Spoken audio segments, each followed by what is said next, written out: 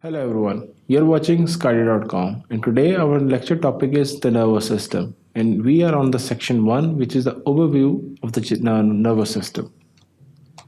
In this section, we'll be going through what is the primary role of the nervous system, what is the function, the anatomy of a brain, what is the anatomy of a spinal cord.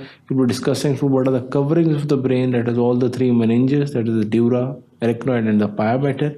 And we will also be briefly going through the spinal cord anatomy. So what is nervous system? The nervous system and the endocrine system controls the functions of the body.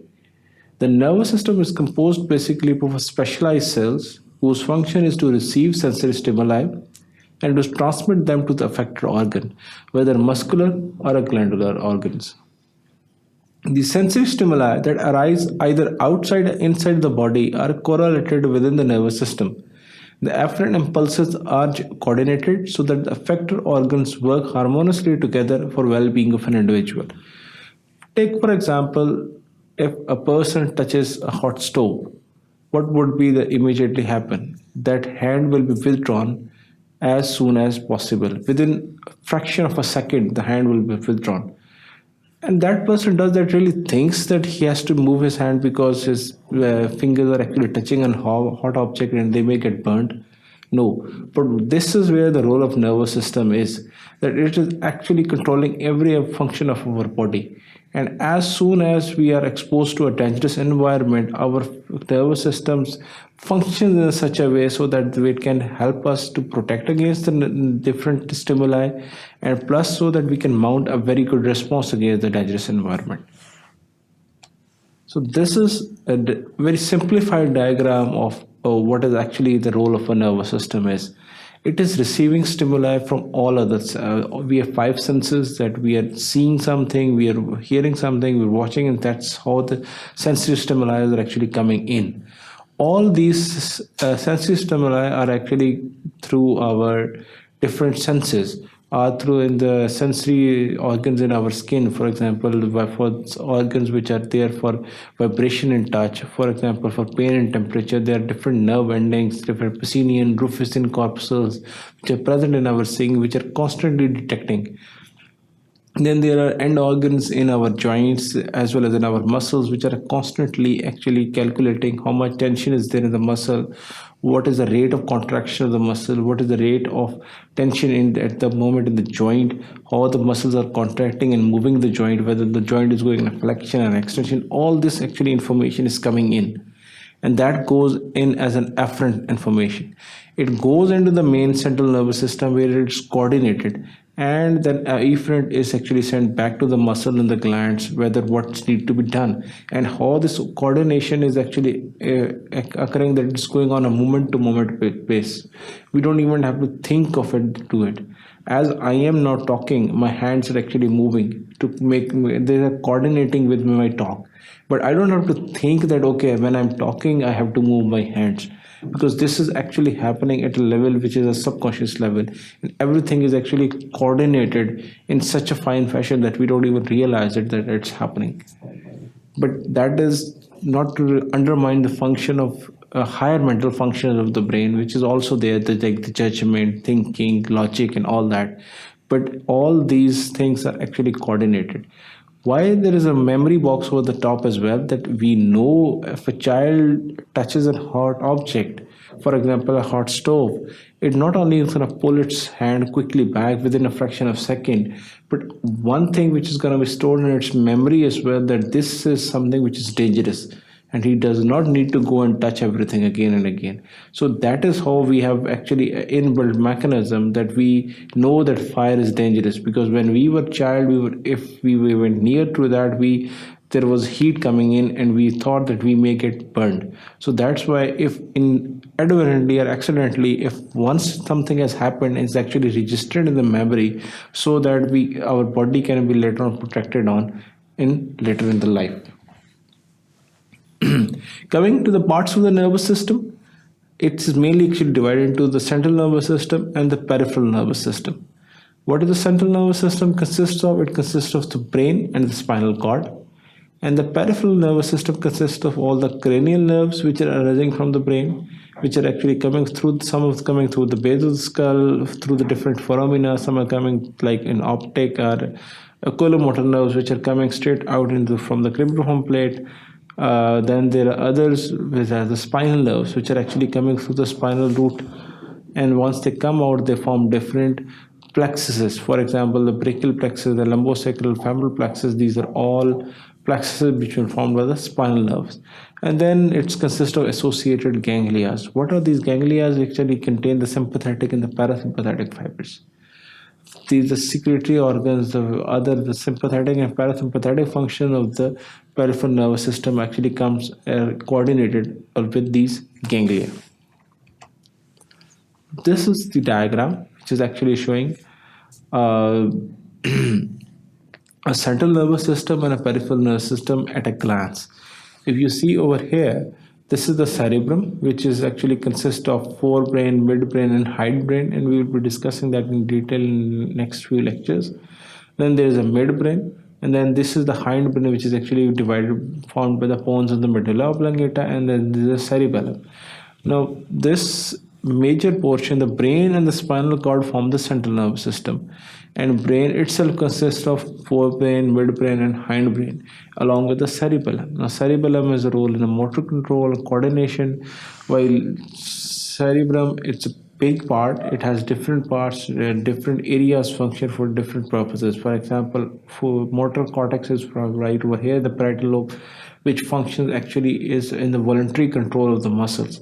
But if I want to move my hand from here to here, it's under my voluntary control. If I want to, I can. But if I don't want to, I won't. So that is the voluntary control of the muscle is actually under the cerebral cortex.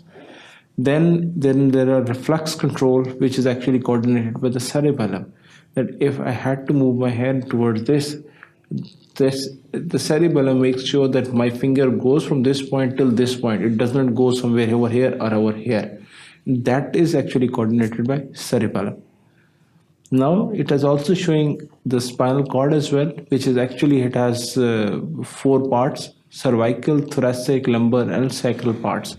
These are the cervical part. This is the thoracic, which is mostly in the thoracic vertebra, which is surrounded by thoracic vertebra.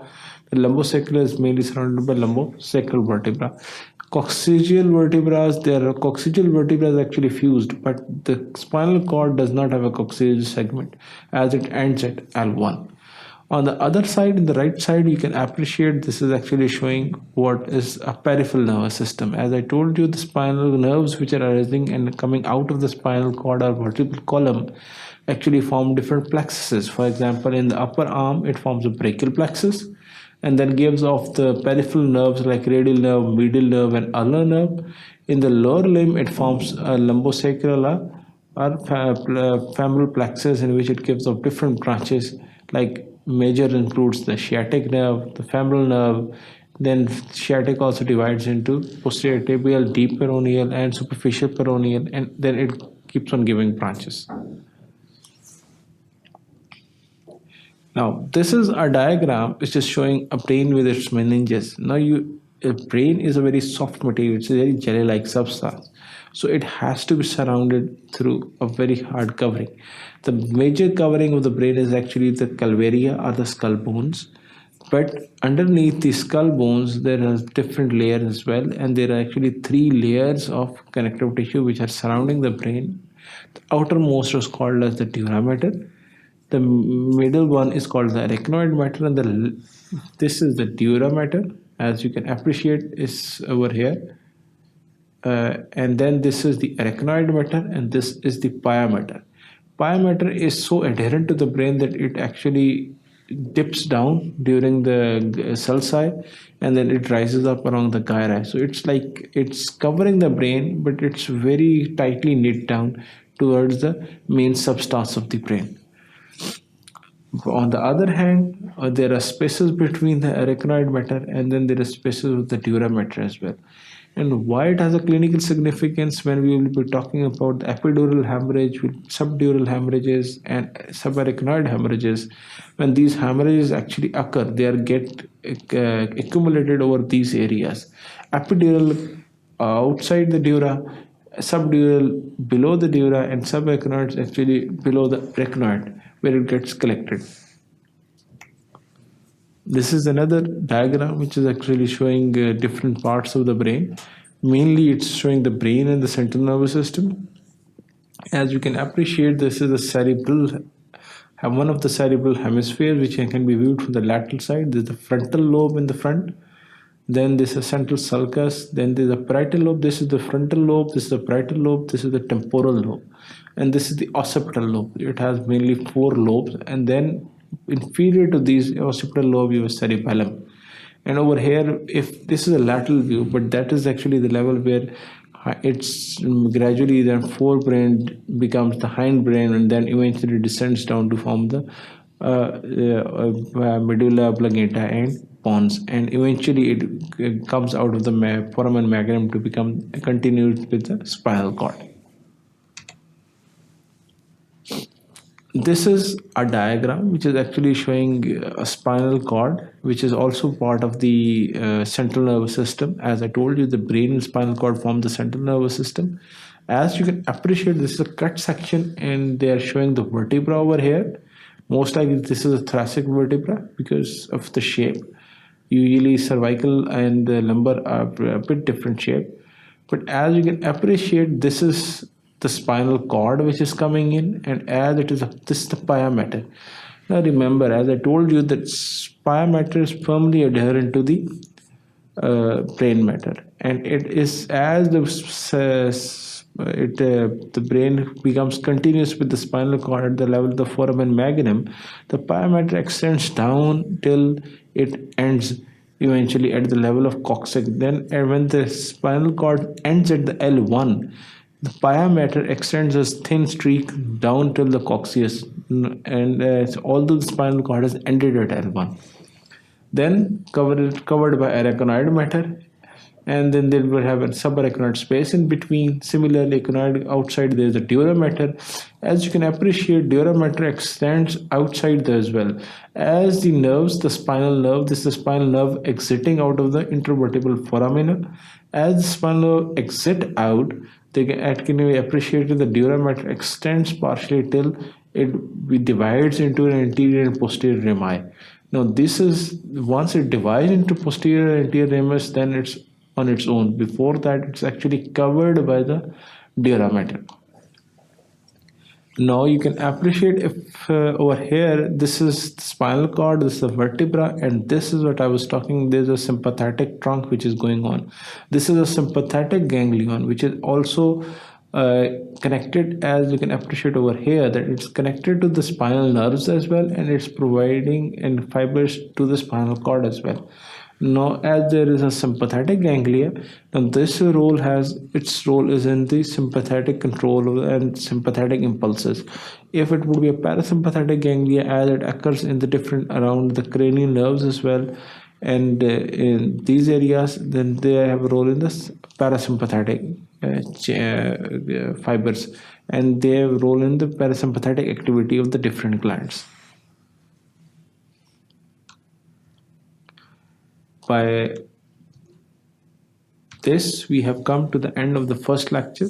First section, we have covered the primary role of the nervous system. We have covered what are the different structures which are present in the central nervous system, that is the brain and the meninges. And we have covered briefly what is the anatomy of a spinal cord, how the spinal cord is actually placed in the vertebral cavity, and then how the spinal nerves exit out of the intervertebral foramina, and how they are covered by the different layers as well, that is the pia mater, arachnoid, and dura mater as well. Thank you. Keep watching sqadia.com.